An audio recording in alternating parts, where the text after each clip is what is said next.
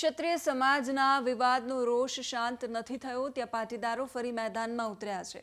પાટીદાર સમાજની દીકરીઓ અને ઉદ્યોગપતિઓ પર કાજલ હિન્દુસ્તાનીએ ટિપ્પણી કરી, જેના વિરોધમાં મોરબીમાં એક સભાનું આયોજન કરવામાં આવ્યું, જેમાં ખૂબ મોટા નિર્ણય કાજલ હિન્દુસ્તાનીને લઈને લેવામાં આવ્યા। પાટીદારોના એક પણ કાર્યક્રમમાં કોઈ પણ જગ્યાએ સ્ટેજ પર કાજલ હિન્દુસ્તાનીને પગ રાખવા દેવામાં નહીં આવે એવો નિર્ણય પાટીદારોએ લીધો। સભામાં શું થયું એના વિશે પણ વાત કરીશું। નમસ્કાર, જમાવટ સાથે હું સેજલ।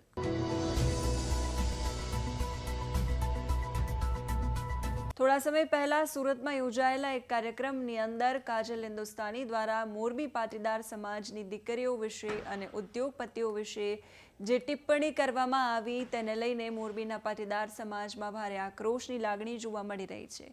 અગાઉ રેલી યોજી કલેક્ટરને આવેદનપત્ર આપવામાં આવ્યું હતું અને આ સાથે મોરબીની કોર્ટમાં બદનક્ષીની ફોજદારી ફરિયાદ પણ કરવામાં આવી છે। તેમ છતાં હજુ સુધી કાજલ હિન્દુસ્તાની દ્વારા મોરબી પાટીદાર સમાજની માફી માંગવામાં આવી નથી। ત્યારે મોરબીમાં મંગળવારે રાત્રે 9 વાગ્યે બાપા સીતારામ ચોક ખાતે પાટીદાર સમાજની જાહેર સભાનું એક આયોજન થયું। આ સંમેલનમાં પાટીદાર સમાજની વિવિધ સંસ્થાઓના હોદ્દેદારો, મોરબી સિરામિક એસોસિએશનના પ્રમુખો અને વિશાળ સંખ્યામાં પાટીદાર સમાજના ભાઈઓ બહેનો હાજર રહ્યા। ખાસ જે ઘટના મોરબીમાં બની જ નથી એ ઘટનાનો મનગઢંત ઉલ્લેખ કરી અને કાજલ હિન્દુસ્તાની દ્વારા જે રીતે સ્ટેજ પરથી ટિપ્પણી કરવામાં આવી તેનો સખત શબ્દોમાં વિરોધ કરીએ છીએ એવું પાટીદારોનું કહેવું છે। આગામી સમયમાં કાજલ હિન્દુસ્તાની જ્યાં સુધી માફી ન માંગે ત્યાં સુધી તેને પાટીદારોના એક પણ કાર્યક્રમમાં કોઈ પણ જગ્યાએ સ્ટેજ પર પગ રાખવા દેવામાં નહીં આવે એવું એલાન મોરબીના પાટીદાર સમાજ દ્વારા કરવામાં આવ્યું છે અને કાજલ હિન્દુસ્તાનીને હવેથી કાફર પાકિસ્તાનીના નામથી બોલાવવા પાટીદારોએ આહવાન કર્યું છે।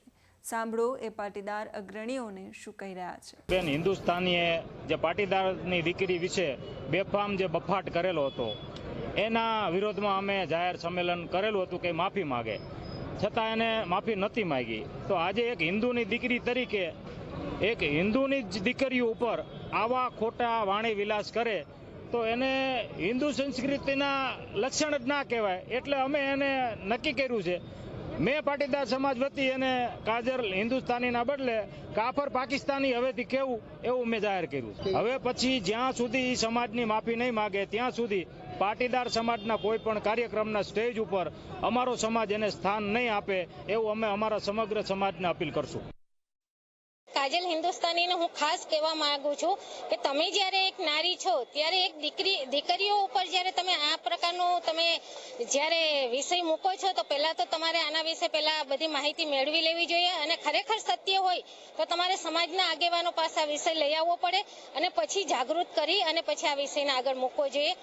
ખરેખર જો કાજલ હિન્દુસ્તાની આજે હિન્દુ સમાજ માટે જો કામ કરી રહ્યા હોય તો એને આના માટે તરત જ માફી માંગી લેવી જોઈએ કે ખરેખર આ વિષય મારાથી ભૂલથી બોલાઈ ગયો છે તો પટેલ સમાજે એને માફી માંગવા માટે વિનંતી પણ કરી, પણ તો હજુ પણ એમને અહમ છે તો હવે પાટીદાર સમાજે કોર્ટમાં જઈ, કારણ કે અત્યારે ઇલેક્શન ચાલી રહી છે એટલે વધારે મોટા સંમેલનને નહીં કરી શકીએ, પણ કોર્ટમાં જઈને અને એમની સામે માનહાનિનો દાવો કરવા તૈયાર છે પાટીદાર સમાજ।